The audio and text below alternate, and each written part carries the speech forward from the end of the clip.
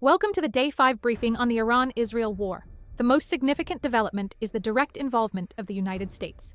The USS Nimitz aircraft carrier strike group is moving to the Middle East, and B-52 bombers have been deployed to Diego Garcia, near Iran.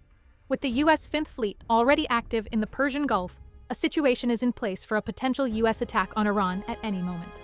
President Trump's strong rhetoric, including demands for unconditional surrender, suggests that a military strike is likely if Iran does not engage in nuclear negotiations soon. The deployment of B-52s implies that the U.S. believes Iran's air defense network is effectively neutralized, as these bombers are vulnerable to even minimal anti-air capabilities. This aligns with reports that the Israeli Air Force now has complete air superiority over Iran, continuously inflicting damage. With control of the skies, Israel has severely hampered Iran's ability to use its ballistic missiles. Launching a missile instantly reveals its location, making it an easy target for Israeli jets.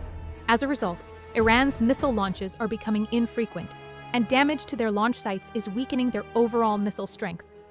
On the diplomatic front, Iran has maintained a hardline stance on its nuclear program. Western attempts at mediation have failed, with Arab nations involved stating that Iran is not ready to make concessions.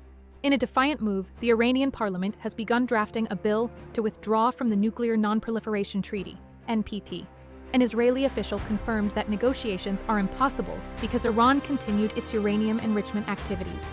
The IAEA reports that Israel's airstrikes have likely caused significant damage or destruction to the nuclear facility in Natanz, affecting 14,000 centrifuges. However, facilities in Fordo and Isfahan remain largely unscathed. Israel's air campaign has crippled Iran's missile arsenal.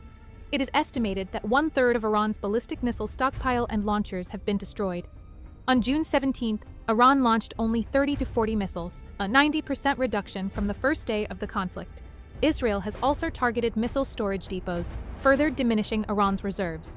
In addition to military targets, Israel has successfully assassinated Iran's newly appointed Chief of the General Staff just 4 days into his role, demonstrating a clear strategy of targeting high-ranking officials. Iran has retaliated with its own missile strikes, targeting the Mossad headquarters and causing some damage to an Israeli data center.